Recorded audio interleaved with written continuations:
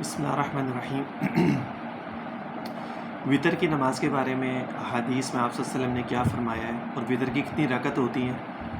وہ میں آج آپ لوگوں کو حدیث کے ذریعے بتا دوں گا کہ حدیث میں آپ صلی اللہ علیہ وسلم نے کتنی رکعت پڑھی ہیں وطر کی اور کس وقت میں پڑھتے تھے، ٹھیک ہے، یہ بھی میں آپ لوگوں کو بتا دوں گا، کیونکہ وطر کی نماز جو واجب ہے اور اس کو آپ چھوڑ نہیں سکتے، جس طرح باقی 5 نمازیں نہیں چھوڑ سکتے، اس کو بھی نہیں چھوڑ سکتے، اور اگر کسی نے وطر کی نماز نہیں پڑھی، رہ گئی، وقت نکل گیا، پھر اس کی قضا کرنا بھی ضروری ہے۔ پہلی جو حدیث ہے وطر کے بارے میں وہ حضرت خارجہ بن حذافہ رضی اللہ تعالیٰ عنہ سے ہے، صحابی رسول ہیں، فرماتے ہیں کہ آپ صلی اللہ علیہ وسلم نے فرمایا کہ اللہ تعالیٰ نے ایک اور نماز تمہیں عطا فرمائی ہے اور وہ وطر کی نماز ہے، اور تمہارے لیے سرخ اونٹوں سے بھی بہتر ہے۔ یعنی سرخ اونٹ جو ہے نا، عرب میں بہت اس کو قدر کی جاتی ہے، اس کی بڑی قیمتی چیز ہے سرخ اونٹ۔ اونٹ تو ویسے بھی عرب میں بہت قیمت رکھتا ہے، بہت قیمتی ہوتا ہے، اس کی بڑی دیکھ بھال وہ لوگ کرتے ہیں، لیکن سرخ اونٹ جو ہے نا، اس کی بہت زیادہ قیمت ہے۔ آپ صلی اللہ علیہ وسلم نے اس کو تشبیہ دی ہے کہ جس کی تمہارے نزدیک سب سے زیادہ قدر ہے، اس سے بھی زیادہ قیمتی چیز جو ہے وہ وطر کی نماز ہے۔ اچھا، جن کو تم نے دنیا کی عزیز ترین دولت سمجھتے ہو، وہ نماز وطر ہے۔ اچھا، اللہ تعالیٰ نے اس کو تمہارے لیے عشاء کے بعد طلوع صبح صادق تک مقرر کیا ہے۔ اب اس کا وقت کیا ہے وہ میں آپ کو بتا دیتا ہوں۔ عشاء کی نماز کا جب وقت شروع ہوتا ہے تب سے لے کے صبح صادق، یعنی فجر کا جو ٹائم ہوتا ہے اس سے پہلے تک پوری رات میں آپ کسی بھی وقت میں جو ہے وطر کی نماز جو ہے پڑھ سکتے ہیں۔ اچھا، دوسری حدیث جو اس کے بارے میں حضرت جابر سے روایت ہے کہ آپ صلی اللہ علیہ وسلم نے فرمایا جن کو یہ اندیشہ ہو کہ آخری وقت میں، اچھا آپ صلی اللہ علیہ وسلم جو ہے نا وہ آخری وقت میں وطر کی نماز پڑھتے تھے۔ آپ نے شروع وقت میں بھی پڑھی ہے، درمیانے وقت میں بھی پڑھی ہے، آخری وقت میں بھی، لیکن آپ صلی اللہ علیہ وسلم زیادہ تر آخری وقت میں نماز پڑھتے تھے وطر کی۔ اگر فرض کریں کہ فجر کا ٹائم جو ہے وہ 4 بجے تک ہے،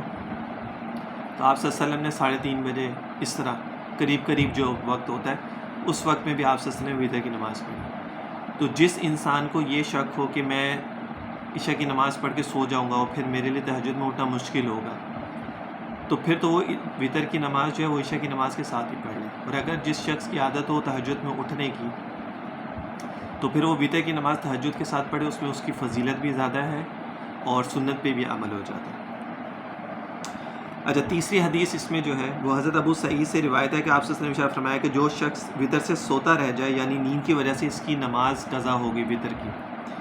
یا بھول جائے تو تو آپ صلی اللہ علیہ وسلم نے فرمایا جب تمہیں یاد آئے تم اس کو پڑھ لو، مطلب یہ کہ اس کو قضا کر لو، اس کو چھوڑو مت، کیونکہ گناہ ملے گا، واجب نماز ہے۔ اچھا، حضور کا معمول اکثر اوقات میں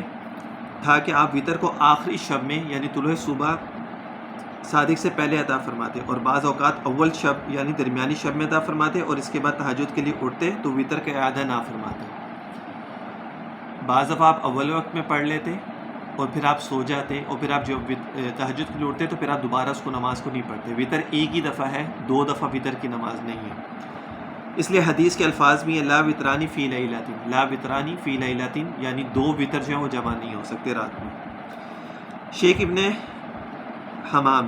شرح ہدایہ میں فرماتے ہیں کہ جس نے اول شب میں وطر پڑھ لیا، اب اگر وہ تہجد کے لیے اٹھے گا بھی تو وہ دوبارہ وطر نہیں پڑھے گا۔ تو وقت کے بارے میں تو میں نے آپ لوگوں کو بتا دیا کہ وقت کون سا جس میں آپ صلی اللہ علیہ وسلم نے وطر کی نماز پڑھنے کی تلقین فرمائی ہے۔ اگر آپ تہجد میں اٹھ سکتے تہجد میں پڑھیں، اگر نہیں اٹھ سکتے، مشکل ہے، تو پھر آپ عشاء کی نماز کے ساتھ پڑھیں۔ حضرت عائشہ فرماتی ہیں کہ آپ صلی اللہ علیہ وسلم نے رات کے ہر حصے میں وطر پڑھے، یعنی کبھی ابتدائی رات میں، کبھی درمیانی میں، اور کبھی آخری حصے میں۔ حضرت عبداللہ ابن قیس فرماتے ہیں کہ میں نے حضرت عائشہ سے پوچھا کہ آپ صلی اللہ علیہ وسلم کتنی رکعتوں کے ساتھ وطر پڑھا کرتے تھے۔ اب وطر کی کتنی رکعتیں ہوتی ہیں وہ بھی اب آ گیا، وہ میں اب آپ لوگوں کو بتاتا ہوں، کیونکہ یہ اختلافی مسئلہ، کوئی کہتے ہیں 1 رکعت ہوتی ہے، اور جو ہے حنفی جو ہیں وہ 3 رکعت کے قائل ہیں، ٹھیک ہے نا، کہ آپ صلی اللہ علیہ وسلم نے 3 رکعت ہی پڑھی ہے، اور یہی حدیث اسٹرانگ ہے کہ آپ صلی اللہ علیہ وسلم نے 3 رکعت ہی پڑھی، 1 رکعت نہیں ہوتی ہے وطر کی، ٹھیک ہے۔ اب حدیث سن لیں حضرت عائشہ کیا فرما رہے ہیں۔ کتنی رکعت کے ساتھ وطر پڑھا کرتے تھے؟ انہوں نے فرمایا کہ آپ وطر پڑھتے تھے 4 رکعتوں اور 3 رکعتوں کے، یعنی 7 رکعت، اور 6 اور 3 یعنی 9 رکعت، ٹھیک ہے، اور 8 اور 3 یعنی 11 رکعت، اور 10 اور 3 یعنی 13 رکعت، اور آپ نے کبھی 7 رکعت سے کم اور 13 رکعت سے زیادہ وطر نہیں پڑھے۔ 7 رکعت سے زیادہ سے کم 7 رکعت سے کم اور 13 رکعت سے زیادہ کبھی وطر نہیں پڑھے۔ اب یہ 7 اور 13 کا کیا اس میں کیا مسئلہ ہے وہ میں ابھی آپ کو بتاتا ہوں ابھی۔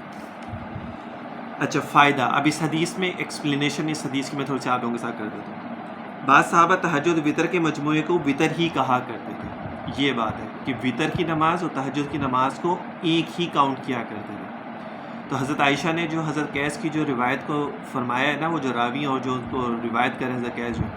انہوں نے اسی وجہ سے تہجد وطر کی دونوں نمازوں کو ایک ہی نماز قرار دیا۔ انہوں نے وطر ہی کو بتا دیا کہ 7 رکعت سے کم، 7 رکعت سے کم کا مطلب 4 رکعت تہجد کی اور 3 رکعت جو ہے نا وہ وطر کی، آپ صلی اللہ علیہ وسلم، کیونکہ آپ صلی اللہ علیہ وسلم کا معمول تھا 10 رکعت سے زیادہ اور 4 رکعت سے کم آپ تہجد کی نماز نہیں پڑھتے تھے، کم سے کم 4، زیادہ سے زیادہ 10 تھی۔ تو جو 13 رکعت ہے وہ 10 تہجد کی ہیں، 2 کر کے، اور 3 رکعت وطر کی ہیں، اور جو 7 ہیں وہ 4 تہجد کے ہیں، 2 اور 3 وطر ہیں۔ اور اسی طرح اگر آپ نے 6 اور 9 کا حساب رکھا تو وہ 6 رکعت اس میں تہجد کے ہوئے اور 3 رکعت جو ہے اس کے اندر وطر کے ہوئے۔ اب آپ کو انشاءاللہ سمجھ آ گئی ہوگی کہ وہ ترتیب کیا تھی۔ حضرت ابن عباس سے ایک طویل روایت میں ہے کہ ایک رات انہوں نے حضور کے ساتھ نماز پڑھی، حضور نے 2 رکعت نماز پڑھی۔ معن رحمۃ اللہ علیہ جو اس حدیث کے راوی ہیں وہ کہتے ہیں کہ 6 مرتبہ حضور نے 2 رکعت پڑھی، 6 دفعہ 2 رکعت آپ صلی اللہ علیہ وسلم نے کر کے پڑھی تو وہ 12 رکعتیں ہو گئیں۔ ملا علی قاری نے لکھا ہے کہ امام اعظم کے نزدیک تہجد کی 12 رکعتیں ہیں، پھر وطر پڑھ کر لیٹ گئے۔ صبح کی نماز کے لیے جب بلال بلانے آئے تو 2 رکعت سنن مختصر قرات سے پڑھ کر صبح کی نماز کے لیے تشریف لے گئے۔ اس میں 2-3 چیزیں ہیں۔ حنفی جو مسلک ہے، امام ابو حنیفہ کے نزدیک تہجد کی جو رکعت ہیں وہ 12 رکعتیں ہیں، ٹھیک ہے، وہ 12 کو کرتے ہیں۔ اور آپ صلی اللہ علیہ وسلم نے جب ایک دفعہ وطر کی نماز پڑھ لی تو پھر اس کے بعد جب آپ دوبارہ سو کے پھر اٹھے تو آپ نے صرف تہجد پڑھے، پھر آپ نے کوئی نہیں پڑھی۔ پھر ایک دفعہ آپ صلی اللہ علیہ وسلم نے جو ہے وہ تہجد، اور جب آپ نے وہ پڑھ لی، جب آپ اٹھے تو آپ نے مختصر 2 سنت نماز پڑھی، فجر کی سنتیں پڑھی، اور پھر آپ تہجد نماز پڑھانے کے لیے پھر آپ چلے گئے۔ تو مورل آف دا حدیث، یعنی حدیث کا شارٹلی اگر میں آپ خلاصہ میں آپ لوگوں کو اگر بتا دوں تو وہ یہ ہے کہ وطر کی نماز 3 رکعت ہے، تہجد کی نماز جو ہے وہ 4 کم سے کم ہے، زیادہ زیادہ 10 ہے۔ آپ 2 کر کے پڑھیں گے، ٹھیک ہے، ایک ساتھ 4 نہیں پڑھ سکتے، 4 پڑھ لیں، 6، 8، 10 پڑھ لیں، ٹھیک ہے، یہ ترتیب ہوتی ہے۔ حضرت عائشہ کی جو روایت جو راوی ہیں، حضرت عائشہ نے جو حضرت قیس جو روایت کرتے ہیں حضرت عائشہ سے، اور حضرت عائشہ نے جو بتایا کہ آپ 13 رکعت پڑھتے تھے، 7 پڑھتے تھے، یا آپ نے 10 پڑھی ہے،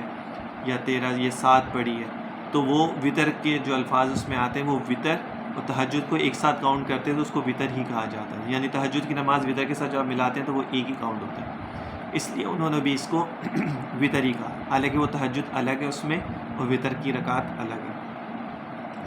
عبدالعزیز بن جری تابعی رحمۃ اللہ علیہ بیان فرماتے ہیں کہ ہم نے ام المومنین حضرت عائشہ سے دریافت کیا کہ آپ صلی اللہ علیہ وسلم وطر میں کون کون سی صورتیں پڑھتے تھے۔ اب یہ بھی آ گیا، پہلا تھا کس وقت میں پڑھتے ہیں وہ بھی بتا دیا، کتنی رکعات پڑھتے تھے وہ بھی بتا دیا، ٹھیک ہے۔ اب ہے کہ صورتیں کون سی پڑھتے تھے۔ اس میں آپ صلی اللہ علیہ وسلم جو ہے زیادہ تر پہلی رکعت میں جو ہے سورۃ الاعلیٰ پڑھتے تھے، سبح اسم ربک الاعلیٰ،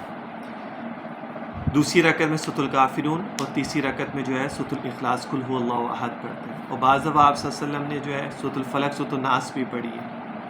تو اگر کسی کو سورۃ الاعلیٰ نہیں آتی، پوری اگر یاد نہیں کر سکتے تو اس کی 3 آیتیں بھی آپ یاد کر لیں، سبح اسم ربک الاعلیٰ،